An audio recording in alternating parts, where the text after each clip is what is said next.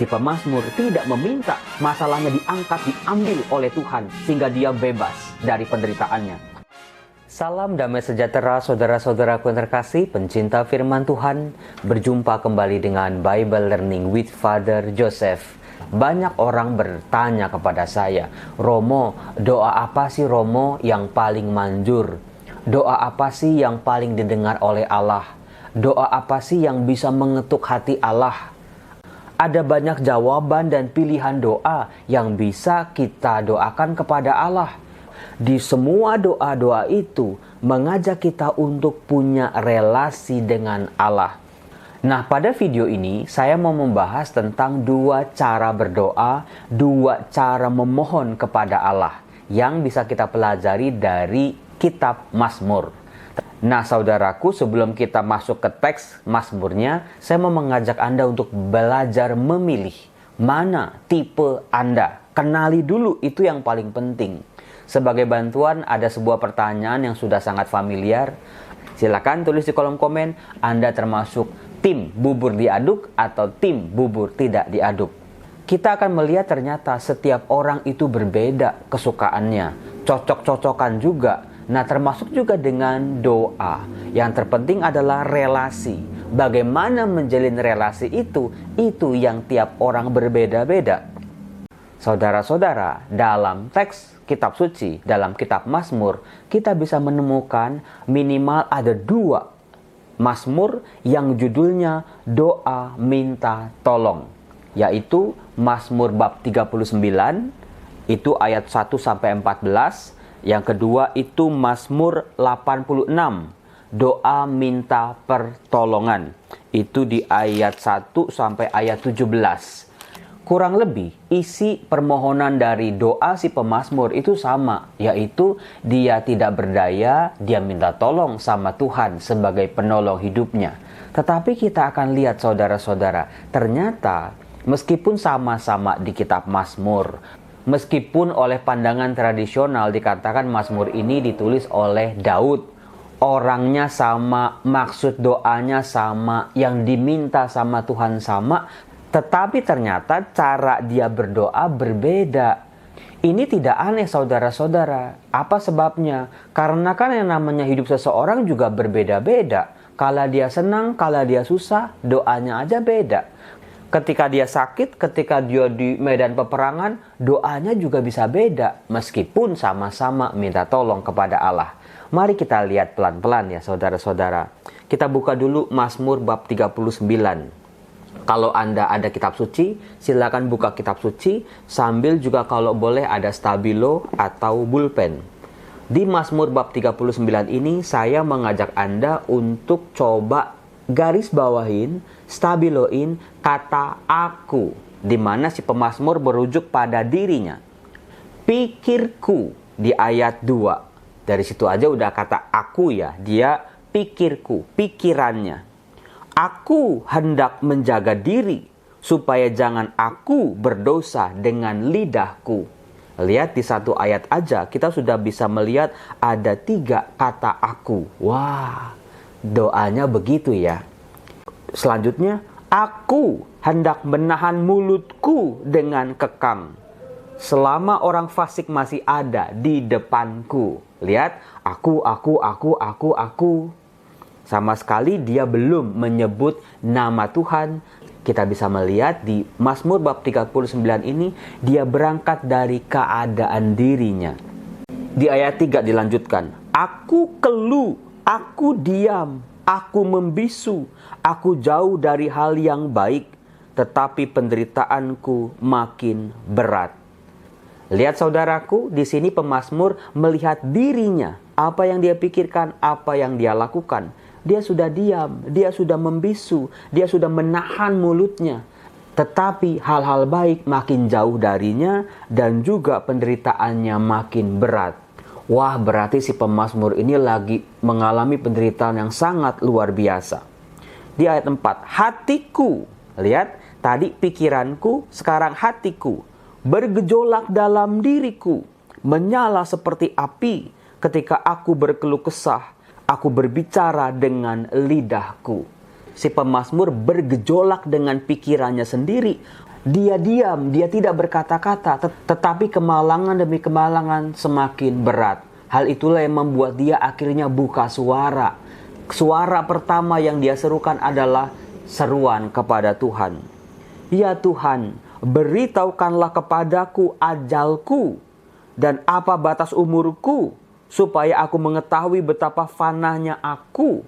Jadi ini cerminan orang yang sudah habis sama hidupnya, sudah putus asa, sudah menyerah, dan dia pada akhirnya, Tuhan, kapan sih aku matinya? Coba kasih tahu kapan aku mati. Dikatakan, sungguh aku hanya beberapa telempap. Nah, di sini ada kata telempap. Telempap itu artinya telapak tangan, jadi berapa jengkal. Hanya beberapa telempap saja kau tentukan umurku. Maka dia sadar, sebagai manusia usianya tidak panjang. Bagimu hidupku seperti sesuatu yang hampa. Ya, setiap manusia hanyalah kesia-siaan. Kita jadi ingat kitab Pengkhotbah, semuanya adalah sia-sia. Hindarkanlah aku dari segala pukulanmu.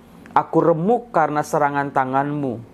Engkau menghajar seorang dengan hukuman karena kesalahan, dan menghancurkan keelokannya sama seperti gegat. Gegat itu kutu atau serangga kecil. Sesungguhnya setiap manusia adalah kesia-siaan belaka.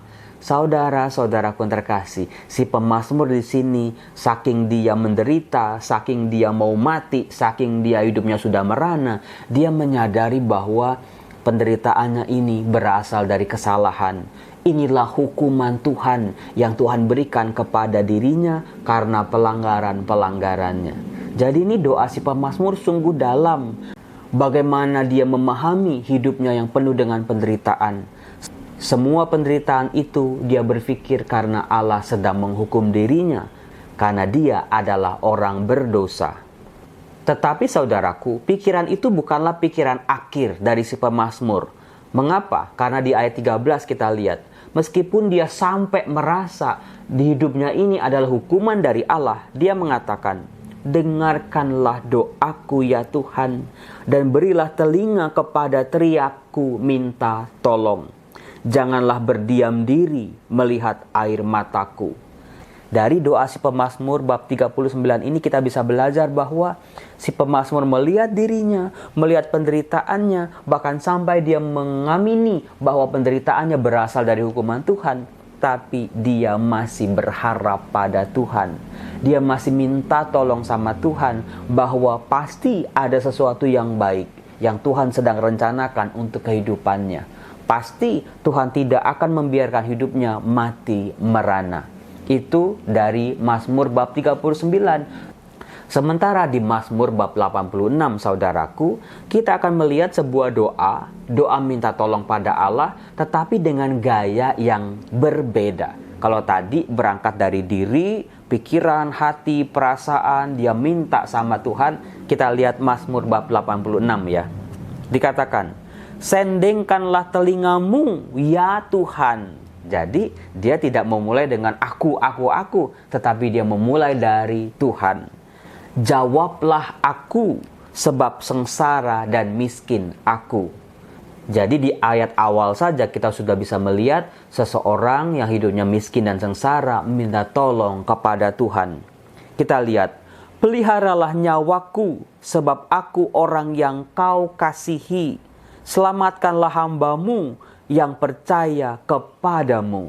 Jadi dia di sini mencoba seimbang, selain dia juga melihat dirinya, tapi dia juga langsung melihat Allah. Dia langsung to the point, nggak pakai aduk-aduk dulu, langsung makan, kalau kayak makan bubur.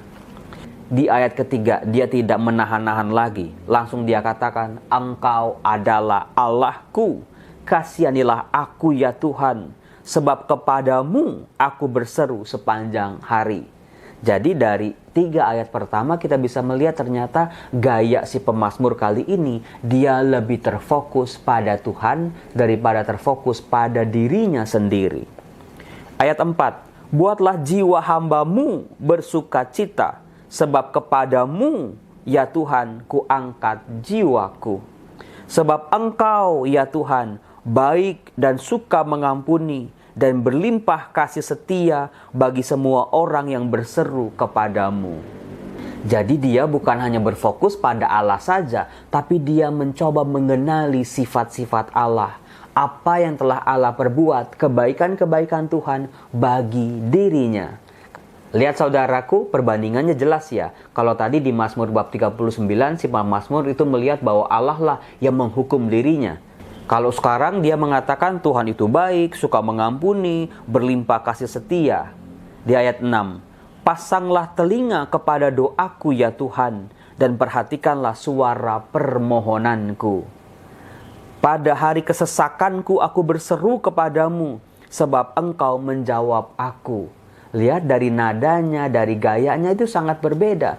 Kalau yang tadi Mazmur bab 39 fokus pada diri sendiri, penderitaannya. Sekarang di Mazmur 86 sama-sama menderita. Tetapi dia melihat ada sebuah keyakinan, kepercayaan pada Allah. Berpalinglah kepadaku dan kasihanilah aku. Berilah kekuatanmu kepada hambamu. Dan selamatkanlah anak laki-laki hambamu perempuan. Dari sini kita bisa belajar sesuatu yang luar biasa saudaraku. Si pemazmur tidak meminta masalahnya diangkat, diambil oleh Tuhan sehingga dia bebas dari penderitaannya. Tapi dia minta, Tuhan berilah kekuatanmu kepada hambamu. Dia minta diberi kekuatan untuk bisa melewati penderitaan-penderitaan dalam kehidupannya.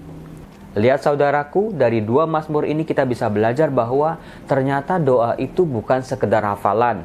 Doa itu bukan sekedar formalitas belaka, tetapi soal isi hati, ungkapan hati kepada Tuhan dengan segala macam lika-liku kehidupan kita. Kata-kata dalam doa kita adalah kata-kata yang jujur. Permohonan kita kepada Tuhan adalah semata-mata untuk kebaikan Tuhan yang bekerja dalam diri kita. Salam damai sejahtera, semoga doa-doa kita di masa pantang puasa ini semakin memiliki kualitas relasi yang baik dengan Allah.